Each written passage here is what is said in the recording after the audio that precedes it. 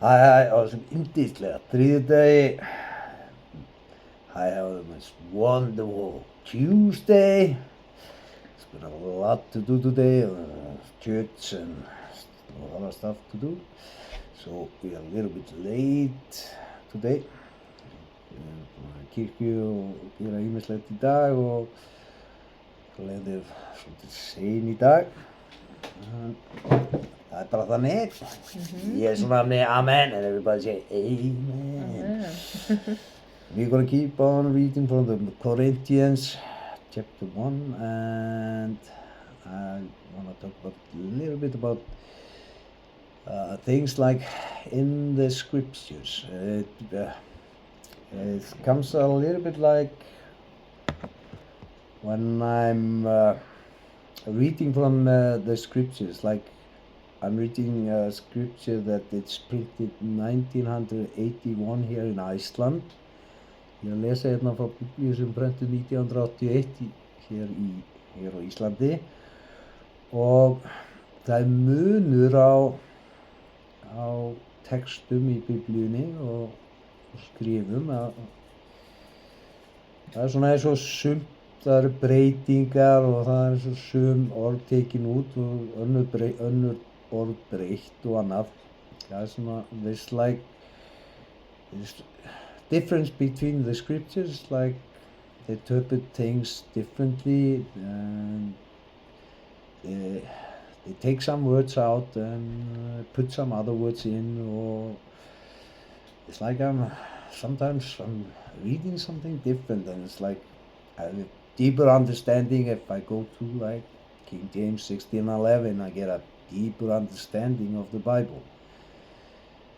It's because of first scripture that was made, that was accepted by the church, the Catholic Church and the Lutheran Church, and everybody accepted that scripture. They didn't accept the printing the first scripture for 1570. They were thinking about making that didn't qualify through the Catholic Church and Lutheran, all the churches, and I didn't accept that one, and they printed 1611 for everybody. Og það er munur á ritunum. Það er eins og það var 1570 var gefin út Biblían og hún var ekki samþykkt inn og kaþólsku kirkjunni og öðru, og svo samþykktu þeir að prentun á King James 1611 og 1611 Biblían er fyrsta Biblían sem var skrifuð, prentuð og farið með í útgáfu, og hún er svona sú réttasta sem við höfum af öllum þessum prentunum sem hafa verið gefnar síðan þá. Eins og kemur hérna frammi, svo ég ætla að lesa fyrir ykkur hérna strax í byrjunum á Biblíunni. Og mér er munur á milli King James og Biblíuna sem ég er með hérna á Íslandi. I'm gonna read here and then start from here. I'm gonna show you right away it's different between the Bibles. It's like totally different meaning. It's like if I read from the 13th chapter, and the chapter is called The Gift of Tongues. And it's right, because it's talking about tongues. And Paul is talking about when we are talking in tongues in the house of God, then it can affect people, and that's why people who have never heard the word from God, and we are taking new people inside the church, and when they see people speaking in tongues, we are gonna look a little bit like psychotic, like we are crazy. People look at us as crazy people.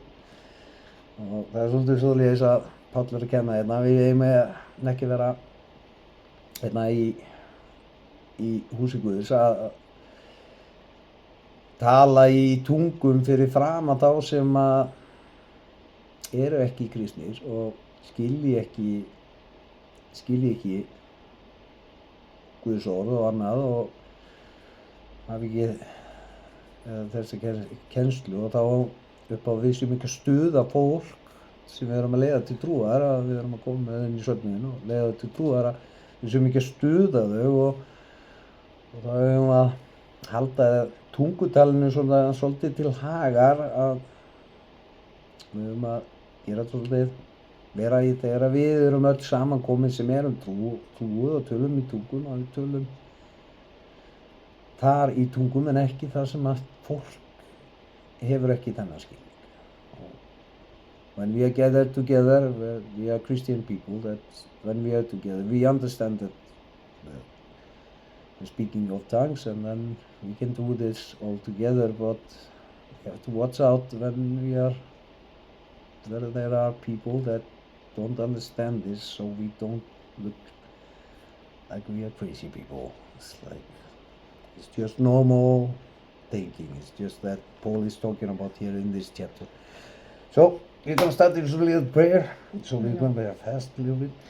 Já, Drottinn minn, ég bið þess að þú blessi varir okkar Sigga, Drottinn minn, og gefa þeim sem er heima að horfa, bara frið í huga sinn og hjarta sitt, Drottinn minn. Blessir okkur öll í Jesu heila nafni, amen. In Jesus' name, amen. And everybody say amen. Og allir say amen. Amen. Við erum að lyfta 5 nöfnum upp í nána og við erum að lyfta 5 name of the grace. Við ætlum að lyfta upp Björgvini, við erum að lyfta upp Björgvin, við ætlum að lyfta upp Sigþóri, við erum að lyfta upp Sigþór, við ætlum að lyfta upp Konráði, við erum að lyfta upp Konráð, við ætlum að lyfta upp Lovísu, við erum að lyfta upp Lovísa, við ætlum að lyfta upp Hauki, við erum að lyfta upp Haukur. We ask you to pray for them and bless them and ask God to help them with what they need, and He's surely gonna do, and ask the Holy Spirit to come to their rescue. Og við biðjum okkur að biðja fyrir þeim og halda þeim upp í bæn og biðja Guð að blessa þau og biðja heilagan anda að koma og veita það sem þeim þarfnast í Jesú nafni, amen. And everybody say amen. Amen. And now I'm going to read from the 13th chapter. I'm going to start with start here in my Bible, allt með reglu, everything with order. But if I go to King James, this chapter is not called everything with order. Þessi kafli ekki kallaður allt með reglu í King James, heldur the gifts of tongues, gjafir tungunar.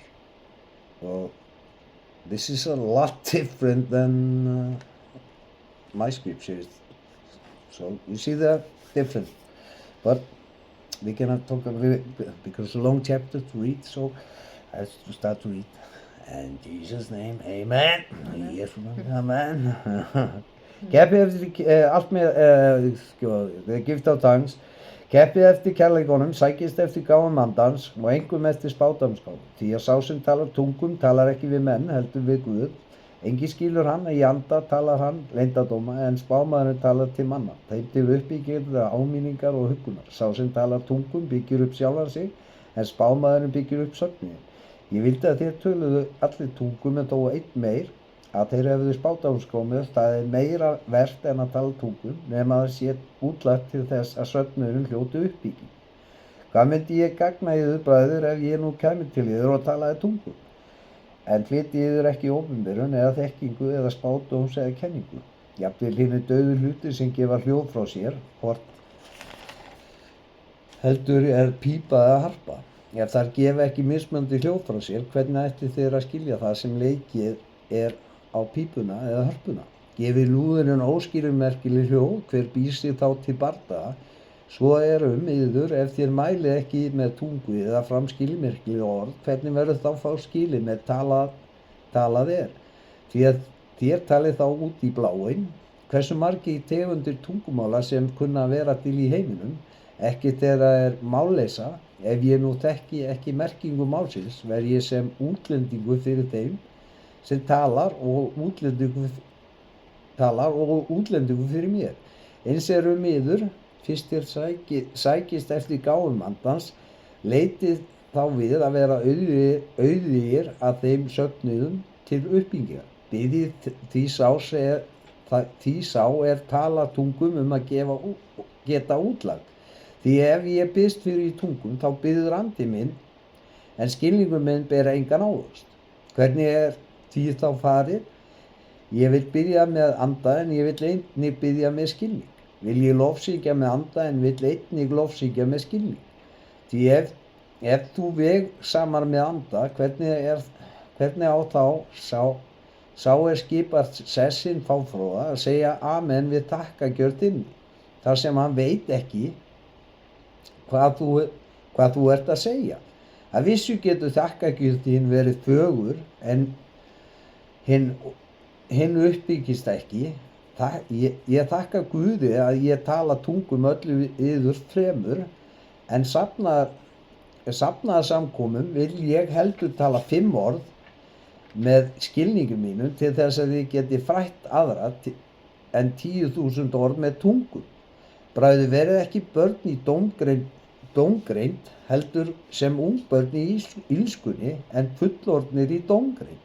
Í lögmálinu ritað: með annarlegu tungutaki og annarlegum vörum mun ég tala til þess, og eigi heldur munu þeir heyra mig, segir Drottinn. Þannig þá tungutalið til tákns, ekki þeim sem trúa, heldur hinum vantrúu, en spámannleg gáfa ekki til tákns fyrir hina vantrúu, heldur þá sem trúa.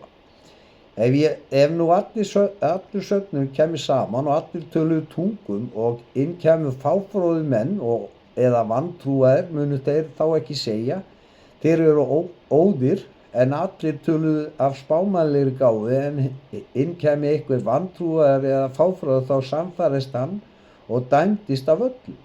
Leyndardómar hjarta hans verða opinberir, og hann fellur fram á ásjónu sínu og tilbyður Guð og lýsir því yfir að Guð sannarlega hjá yður.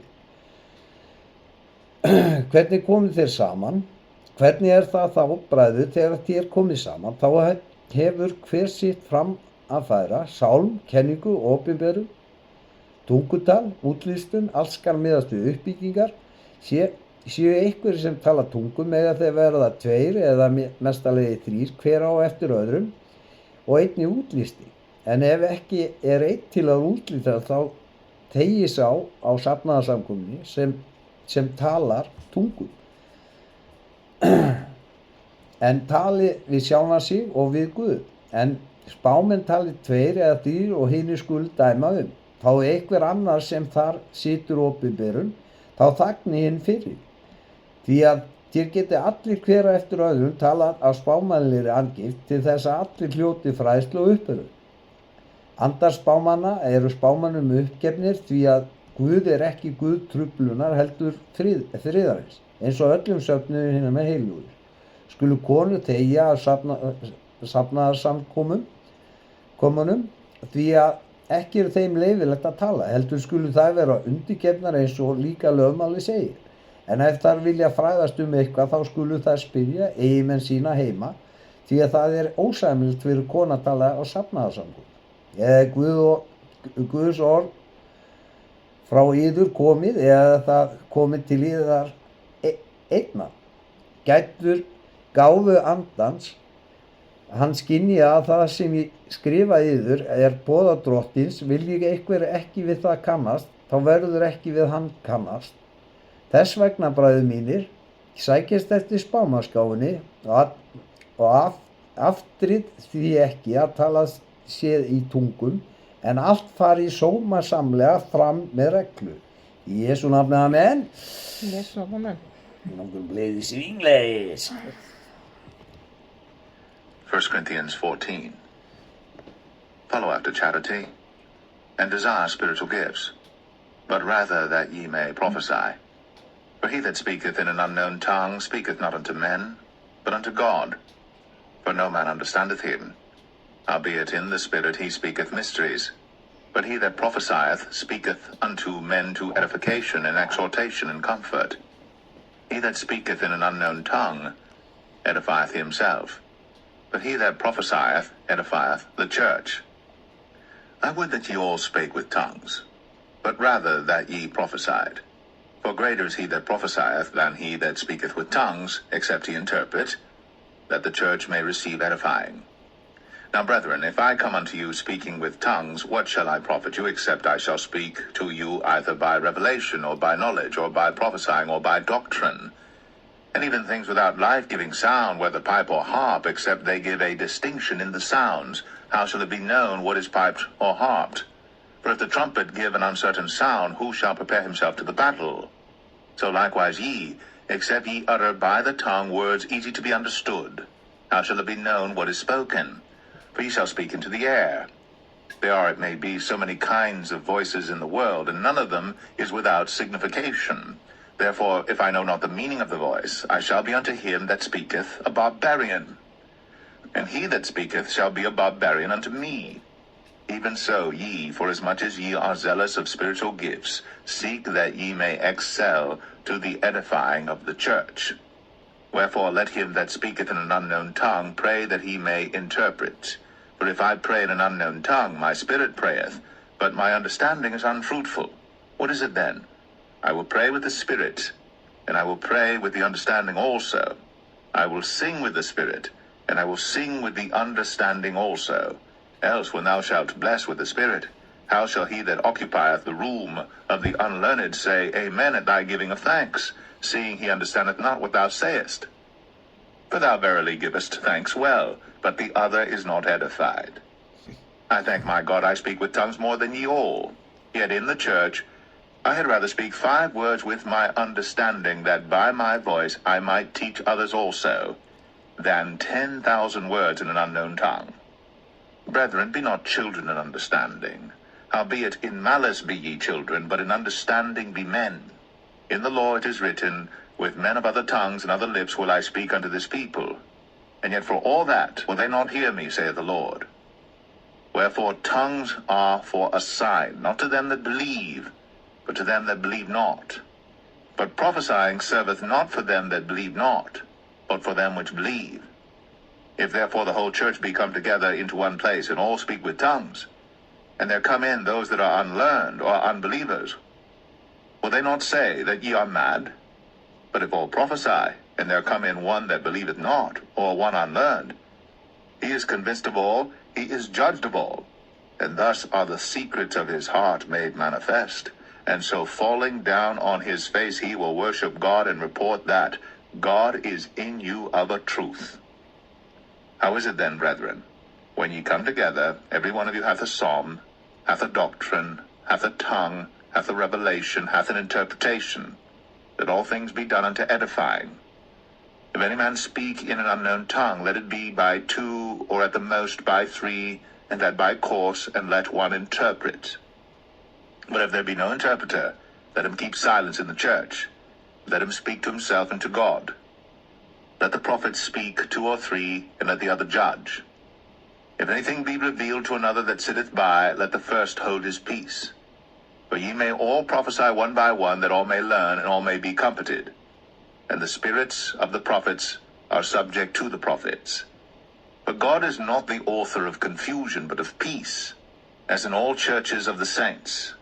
Let your women keep silence in the churches, for it is not permitted unto them to speak, but they are commanded to be under obedience, as also saith the law. And if they will learn anything, let them ask their husbands at home, for it is a shame for women to speak in the church. What? Came the word of God out from you? Or came it unto you only? If any man think himself to be a prophet or spiritual, let him acknowledge that the things that I write unto you are the commandments of the Lord. But if any man be ignorant, let him be ignorant. Wherefore, brethren, covet to prophesy, and forbid not to speak with tongues, that all things be done decently and in order. Jesu nafni, amen, and everybody say amen. Jesu nafni, amen. And we are gonna cut this now because we don't have any more time. And God bless you in Jesus' name, and we love you from Iceland. Bye bye. Bye.